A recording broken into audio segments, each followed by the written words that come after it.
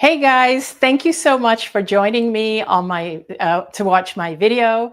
So today I have something a little bit different lined up. So first of all, my topic today is when being liked means betraying yourself. So what this means is, do you have such a strong desire to be liked that it gets in the way of you being yourself, that it actually causes you to repress who you are because your desire to being liked is so much stronger than your need to be authentic. And so if you have one of those personalities, then this video is for you. Also, for anyone out there who's a people pleaser or a recovering people pleaser or former people pleaser, this video is for you. I am describing the person I was before my near-death experience. That was me. That desire to be liked and please people was so strong that I repressed who I really am, which is what caused me to get sick eventually. And even after the near-death experience, even after coming back, I still sometimes see myself falling into my old patterns, especially in the kind of world we live in today when there are millions of people on social media. But I will get into that a little bit more later. And also, I want to hear from you. I want to hear from you if you relate to what I'm saying. But why this is a little bit different is because today, you see, I get so many comments from you that you love Danny's voice. You just love his voice and you think he should have his own podcast and he should be on radio. And he usually shies away from the camera, but I convinced him to co-host this with me. So show yourself, Boo. And so you're going to see him. Hello, everybody, There you and go. welcome to today's show with Anita. I'm filling in as the background engineer, sitting here, as you can see, in IT Central, returning you back to the normal programming of the person you actually came to watch. They came to watch you, Boo. They actually came to watch you. So we are actually in the same room. However, one half of the room is my set, and the other half of the room is Danny's engineering corner. And even though we are in the same room, yeah, it's like two completely different rooms. Anyway, so there you have it. There you saw Danny in his own area. And so the other reason I wanted to bring him on today is because Danny has never had a problem with betraying himself. It's just, he just naturally is who he is. What you see is what you get. And so he's always himself. And he doesn't have this strong desire to please people. He doesn't care if people don't like him. He's like, I am who I am. And if people like me, they like me. And if they don't, that's okay. They don't have to hang with me. And I love that. So I have been able to learn from him in that sense, because when I was in that death state, I realized that repressing myself for all those years was totally unhealthy. So I'm going to ask you guys also to put your questions in the comments and to tell me how much you relate to what I'm saying. And I'm going to have Danny check for the questions and read them out. So if there's anything interesting, Boo, please shout them out and tell me. So what I actually wanted to speak about is that I am not talking about being a horrible person, because in actuality, when you are truly yourself, you're happier. You're not a horrible person. People honestly believe that if they allowed themselves to be who they are, they would not be liked. Why do we innately feel that by allowing ourselves to be who we are, that we won't be liked? And so we're so afraid of being who we are that we have to bend ourselves sideways, twist ourselves like a pretzel to please other people. And I'm going to share with you some stories from my own life. Like one of the things that's really struck out for me, and this is after my near-death experience, after I learned that it's healthier to be myself and let the people that like me for who I am be attracted to me, and the ones that don't to fall away. So this is even after Wayne Dyer discovered my story and my book came out. And so when my book came out, I had, of course, a lot of people that were congratulating me and people who were telling me, and this is my first book, Dying to Be Me, and people saying, oh my gosh, I just loved your book. It helped me, which was great. But when you are that person that has this strong desire to be liked, and tell me if you relate to this, if there is even one person who disapproves of you, you need to make that one person like you or you won't rest. So there could be 100 people in the room, but 99 of them love you and one doesn't approve of you, and you're fixated on that one person. This happens with comments on social media and reviews. So what would happen is that I would get maybe a comment on social media or maybe even a review from a debunker, someone who just says, I don't believe you, you didn't go over to the other side, blah, blah, blah. And that would bother me so much that I would engage that person because I wanted to change their mind. This was right in the beginning. And what would happen, here's the thing, when I would engage that person and start talking to them, they would love it. They would love the attention and they would keep that dialogue going. So the dialogue would be catered to this debunker who was determined not to believe me. So they would have a million reasons not to believe me, and I would come up with a comeback. Very polite, very nice, and saying, oh, but this happened, and I would be justifying and explaining. What would happen is that kind of dialogue would attract more debunkers because this is exactly what they need to feed their debunking mind. And so I attracted a whole slew of debunkers just because I was on the ready for debunkers, because I wanted to convince them. One day I realized what I was doing, that I wasn't enjoying writing these posts or these explanations or answering these questions. That's not what I wanted to get into. I didn't want to keep writing about this is how it happened to me. This is what the doctor said. I have this medical. No, I wanted to dive deep into the spiritual depths of what I learned, of my soul and my soul's purpose and who I am and why I came here. And I wanted to talk about more joyful things, deep things, philosophical things, not just cater to the ones who weren't interested in believing me. So I switched it up. I started to ignore the debunkers completely. And I started to just throw myself into the people who did believe me, who did want more, who did want to go deeper. And you know what happened? The debunkers kind of fell away. And I felt happier, lighter, was churning out more positive and uplifting content. It was uplifting for me and it was uplifting for them. And I've been happier and healthier, and the people love it more. And I've garnered more followers who are interested in what I'm interested in talking about.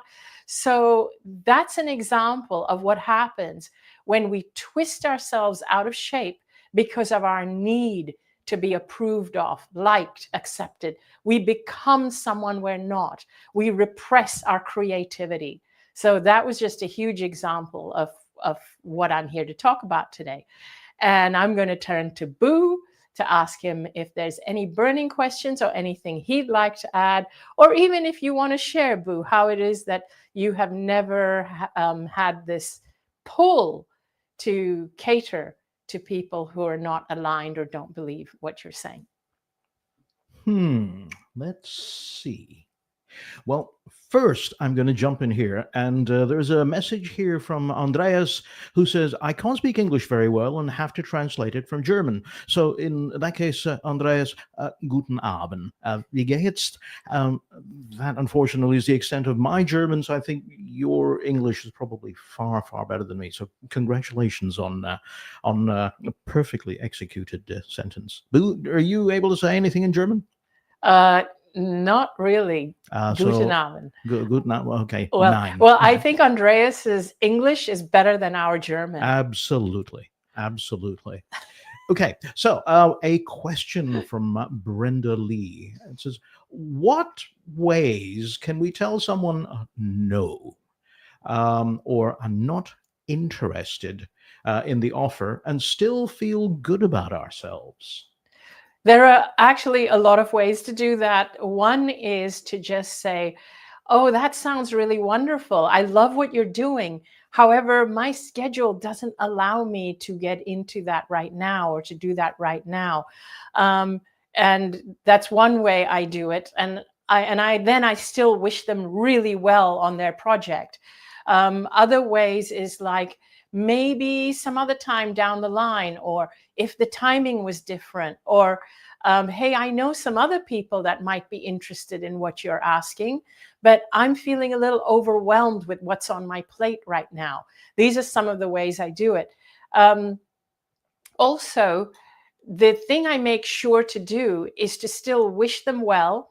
And I let them know that it's not them, that they still have a great project. They still have a great offer. What they're doing is amazing, but it's just that it's not the right time for me right now because I've got too much going on. So as long as you make it clear that it's not about them, it's not their project, there's nothing wrong in what they're doing, you're not judging them, people are good with that. In fact, the worst thing you can do is to keep them hanging by just making excuses and saying, oh, circle back to me, but actually you don't want to do it. And rather than waste their time, it's best if you're direct but very kind, but make it clear. Even if you're not aligned with the project, just say that, oh, it's not quite aligned with what I do. However, I know people who would align with it really well because it's a fantastic project and I do wish you really well with it. So yeah, there's ways to do that. And again, I said, as I was saying, people actually appreciate that rather than just to be left hanging and continuing to pursue you. Have we got any more questions? A question just came in from Diana. It says, how do you deal with the guilt that usually comes with you choosing your own way? So here's the way I look at it. I want you to imagine doing something for someone else out of guilt, out of obligation. And that's why you're doing it. If you could have your way, you would rather not do that. You would rather be doing something else or being somewhere else. But you have just done this out of guilt and obligation. Two things to know here. One is you're bringing that guilt and obligation energy with you where you go. So you're bringing it to that party, to that event, to that person you're with. So you're not actually bringing your best energy to them. So you're not doing them any favors. That's number one. Number two, I want you to imagine the situation reversed. Imagine if all the nice things that people have done for you, they did out of guilt and obligation, but they actually would have preferred to have been somewhere else. Imagine you finding that out. How would you feel? You would feel awful. You would have rather they did what they wanted to do and follow their heart than do this for you out of guilt and obligation. Wouldn't you feel awful if you knew that about people? Then if that's the case, then why are we doing that for other people? So just remember these two things. One is you're taking that guilt and obligation energy with you wherever you go. And number two is that you would feel awful if someone did that for you. And I'm going to, we were speaking about languages a minute ago. I said that Andreas, and thank you, Andreas, for tuning in from Germany. And even though you don't speak good English, I'm so happy to have you tune in. But speaking of languages, one of the things that Danny and I, or Boo and I, have noticed since we've moved to the United States is that we've had to learn different words here because we speak British English. So both Danny and I went to British schools. And so, Boo, show yourself on camera. This is an aside. It's a complete off topic. Show myself. Oh, my God. Yes. It's not that type of show. It's a family show. Well, you have a point there. Yeah, that's very true. Very, very true. Hello, everybody. Good afternoon. Good evening. Good morning. Wherever in the world you are. We'd love to know where in the world you are. Please just put a little note in there, just saying where you are. It's always nice to see the reach that Anita has to reach. No, you do. I think they're secretly all your followers. Right. And I'm piggybacking on you. But You know, something that Danny and I often talk about is how many words we've had to learn or change. And I want to hear from you guys about this. And this is just for fun, nothing to do with the topic, but you can keep asking me questions on the topic. Danny will keep an eye on it. But for example, in British English, we use the word rubbish a lot for trash. Over here, we've had to switch to using the word trash. In British English, we use the word pavement. Over here, they say sidewalk, or we say footpath. But here, it's sidewalk. The other thing is the alphabet. I still say the letter Z, X, Y, Z, but we've had to learn to switch it up to Z. So, you know, and the back of a car, boot or trunk. So I'd love to hear from you guys. Maybe you're Australian, but we all speak English, but there's so many different words and so many different ways of saying things. So like Australians, for Saturday afternoon, they say Sat Arvo. I had to learn that. What's Sat Arvo? Oh, it means Saturday afternoon.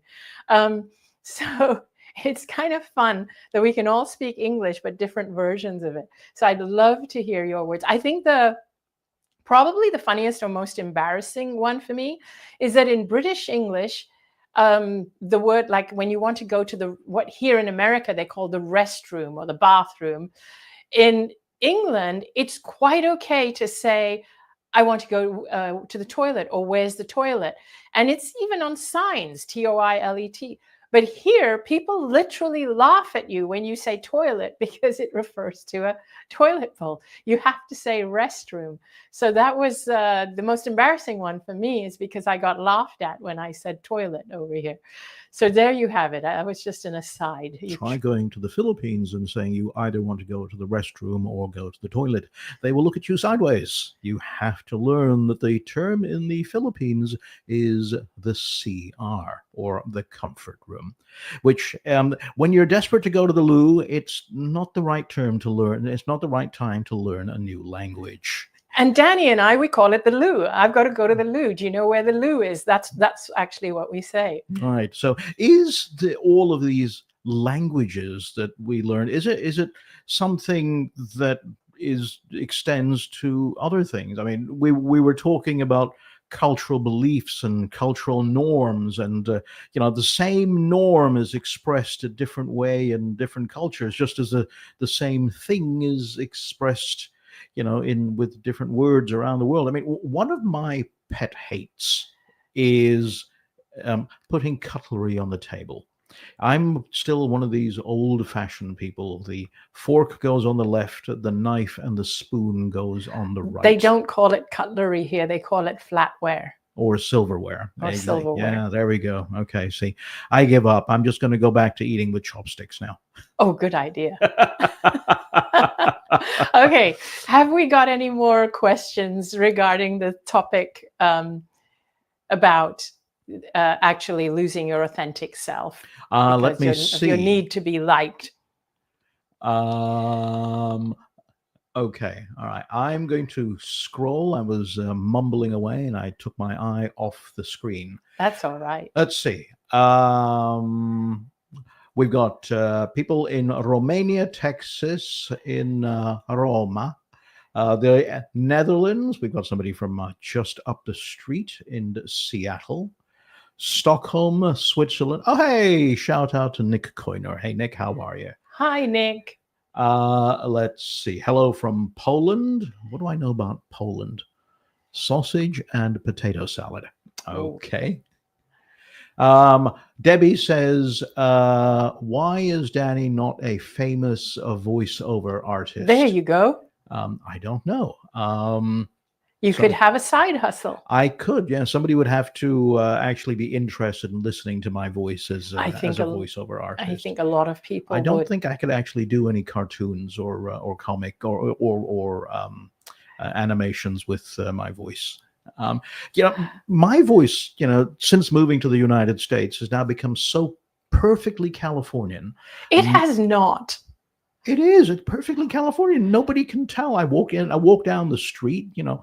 Did you remember? Not even a little bit. Do you remember when we first moved to the United States? And yes. I would go into Starbucks and I'd say, I'd like a coffee, please, and I'd like half and half. And they'd look at me sideways going like, huh? Until one day, and I was drinking my coffee black because nobody could understand what I wanted. Until one day, a very nice lady behind me in line leaned over and said to the barista, he wants half and half.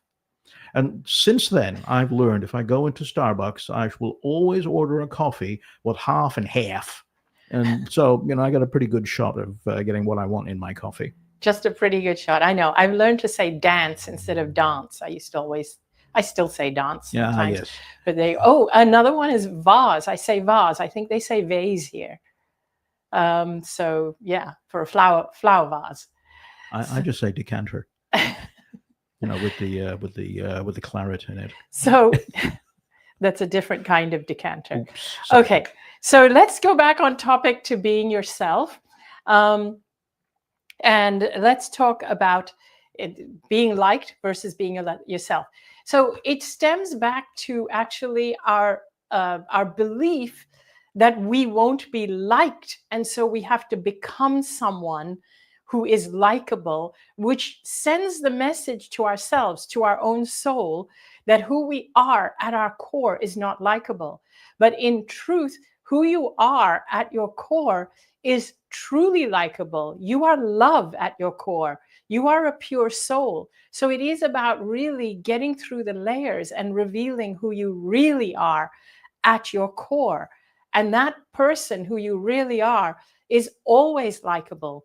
It's the layers that we add onto it to cover that up, to hide that actually sends us in all these different directions that make us less authentic. So what are some of the ways that we can actually allow ourselves to be who we are and keep remembering and reminding ourselves that I don't have to bend all out of shape? So what I do is I check in as to how am I feeling when I'm doing something. When someone asks me to do something and I'm thinking to myself, okay, how do I feel about doing this? And you can even gauge it. You can just check in with your energy. Doing this, does it feel uplifting to my energy or does it feel draining? Sometimes you need more information to make that determination. If it's something big, it could be something like a job offer. So the question to ask, many people make the mistake of just asking, how much does it pay? What are the benefits?